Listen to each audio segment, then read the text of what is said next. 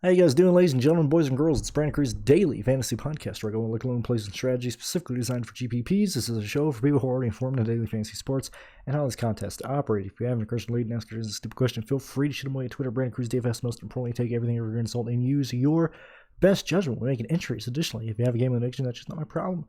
Check your sense of feelings at the door. We're talking about the Xfinity Series at Texas. Back to the old style video because, the Cup Series video, I'm like dipping my toes in for next year, what I kind of want to do next year. However, if I got to do that type of stuff, I need a little bit more money, either through PayPal or Patreon, because right now I'm happy with what's going on through Patreon.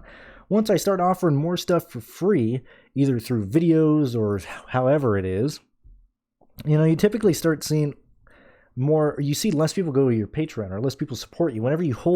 If you hold your projections behind the paywall, then you can typically get people who maybe don't outright support you for what you do. They just want your projections. You can normally get those types of people. If I start putting my projections out there for free, either through videos or going into more in-depth analysis of my pre-contest lineup construction, well, then I typically start, as a content creator, you lose some of the support you get. And so the main gist of it is, if you guys like the video that I made for the Cup Series, let me know.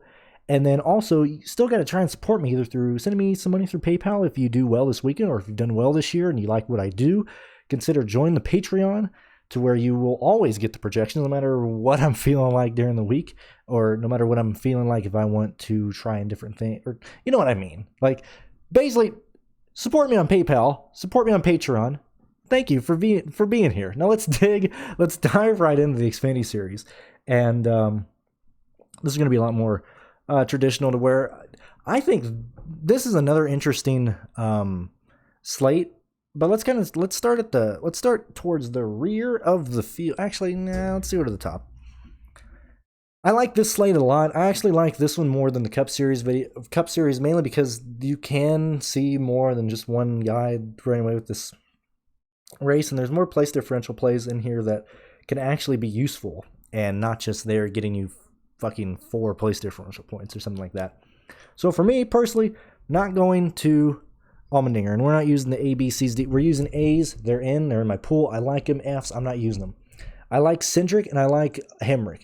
These are the two guys, my two favorites, going in to lead this race right off the bat.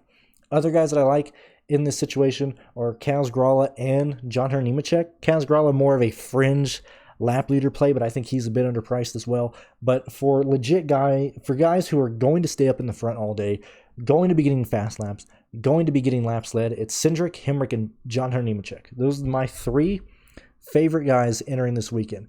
The other guy that would fall into that category for me is Justin Allgaier, but I hate his price. I absolutely hate Allgaier's price, because Allgaier, I wish he was like 92.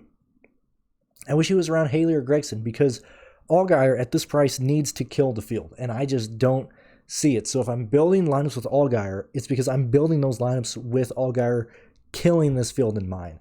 Outside of that, it makes a lot of sense for me to either play, Cindic and JHN together, JHN and Hemric together, or Cindic and Hemric together. That's how I'm looking at it right now. Moving down. Give me a moment here. Sorry. Uno momento, por favor. Okay, it's that one. All right, so we're moving down to Justin Haley. I see Haley just, staying running around 5th all day, maybe 6th, somewhere around there. Don't see it from him or Gregson as well. And now this can change by the time we get to Sunday, but right now my priority in terms of laps led and fast laps are Cindic, Hemric, and Justin Allgaier. Brandon Jones, most likely going to be running around 8th place all day. That's just how I see Jones running. Same thing with Annette. Same thing with Burton. Like, these guys are pretty much Burton might even fall back even more, but Harrison, Burton, and Jones just going to be riding where they're starting all day. That's how it is. Sam Mayer, underpriced. I don't have enough concrete evidence to completely give him like a 7th place or something right now. Right now I'm projecting him to finish around 9th. And we're gonna keep him in the pool, gonna consider him, but I'd actually prefer to go to the guy starting behind him, which is Maya Snyder and Jeb Burton. I actually prefer these guys more, so we're gonna go ahead and just knock him out right now, because I like Myatt Snyder. I think Myatt Snyder is underpriced. He is a 12th place car. I understand that, but I think he can get some fast laps in this race. And certainly, if we get crazy stuff at the end, because we do need that for Texas, we need restarts, That's the only time to pass.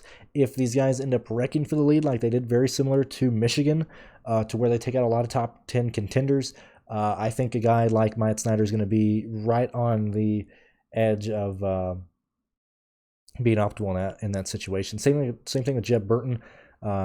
If you may or may not know, he doesn't have a ride next year. So this colleague car has been pretty quick. This is a 9th place car. I like this car a lot. I think he's going to get 2 or 3 fast laps in this race, maybe even more. Wouldn't be shocked if we end up having a Burton around 7 fast laps in this race. I like Burton in this one here. Jeremy Clements, probably going to finish right around 14th, right where he's starting. Probably not going to do it for me. Williams, LeBay, Buford. I got a feeling one of these guys is going to be optimal. Can't tell who it is right now. Probably not using Williams. I like the place to, and the reason they might be optimal is because these guys are going to be staying 17th, 16th, and 15th all day. The people back here, we got Bailey Curry starting 39th. We got David Starr starting 36th. CJ starting dead last. We got Matt Mills even 31st. Like these are all very similarly projected right now. I'm probably going to lean more towards the place differential plays in the back just because in Xfinity and how NASCAR has been, I just want the safety of place differential when I'm paying for a guy who's 5K.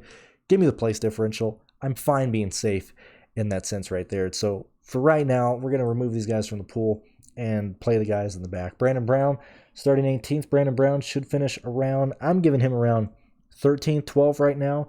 We can see him maybe get in the top 10. I think this is a race where he's going to try and play strategy at some point. We've seen Brandon Brown understand that a place like this where you cannot pass in the long run, the only place you're passing is to get off on a different pit cycle or a different tire cycle. So maybe he doesn't pit when the rest of the field pits. He stays on old tires and saves the set for late in the race. I actually really like Brandon Brown in this situation here.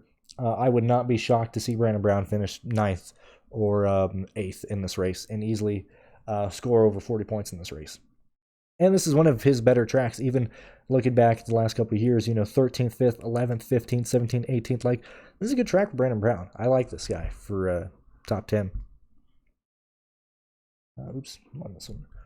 When we get to Landon Castle, don't know what to do with Castle right now. I really don't. I got him finishing around 19th. Right now, going to be overpriced. Probably not going to do it for me. Riley Herbst, $8,600. A driver who should end up finishing around 13th, 12th, 11th, somewhere around there. Don't mind it. Going to keep him in there. Austin Hill, I'm on it. I'm all board on the Austin Hill train. Same thing here, underpriced. I like him for a top 12 as well.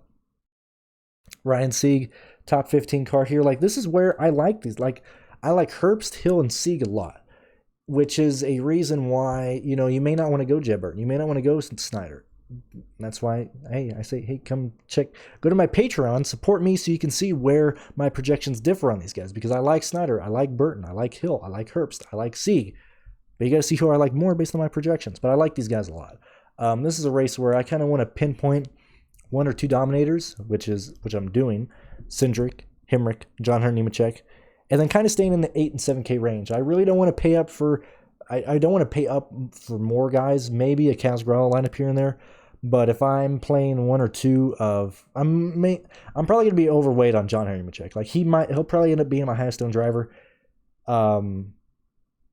So if I'm already paying up for him, I'm most likely not going to be paying up for Cindic in a lot of those lines. It's going to be a John Hunter Nemechek and Hemric type of lineup to where I can build around a lot of the 8 and 7K guys. That's kind of how I want to approach this race. I like Sieg. Jeffrey Earnhardt going to be a no for me. I just like other plays. Same thing with Tommy Joe Martins. I think Tommy Joe Martins ends up finishing around 20th. Probably not going to do it for me. I like Weatherman in there if you could afford him. I like Moffitt, Tanner Berryhill. If the Chris Auer car, him and Lepton make very interesting plays. They're both in the pool for me right now. Boyd's going to be a no. I like other plays more. But I like Lepton and Berryhill. So if I'm building around the 7 and 8K guys, I'm going to end up with at least probably 1 6K driver, either Tanner, or Dylan, and then a 5K place differential driver. And that's most likely going to either be CJ, Bailey, even Massey, David Starr, if I can afford him, maybe even Bailey Curry. like that's kind of how I want to build lineups. So I'm not going to be going to Ryan Vargas, not going to be going to Matt Mills right now. We'll keep Kyle Gurley in line depending on what you expect from him. I keep JJ Yeley in there because I do think he's underpriced as well, being back in the Rick Ware car. Jesse Little going to be a no for me at the moment. Mason Massey, no. Stars in the pool. Gaze is not. Graf is not. Curry is, and CJ is. And so 1, 2, 3, 4, 5, 6, 7, 8, 9, 10, 11, 12, 13, 14, 15, 16, 17, 18. 18 drivers in the player pool. You can easily bump that down to about 19. But those are the guys I'm interested in. Like I said, support me on Patreon. Like, if you want more videos like the Cup Series, I got to get some love through PayPal and Patreon. You know what I mean? And I'm not taking sponsorships either. So I'm PBS over here. This is a program funded by you, for you guys out there. So thank you for supporting me. Thank you for watching. And I'll probably be live Saturday for this race because I got nothing else going on Saturday. So we'll be live Saturday morning. But thank you guys for watching. Thank you for supporting me, and I do appreciate it. We'll see you for both live shows later this weekend. We'll see you.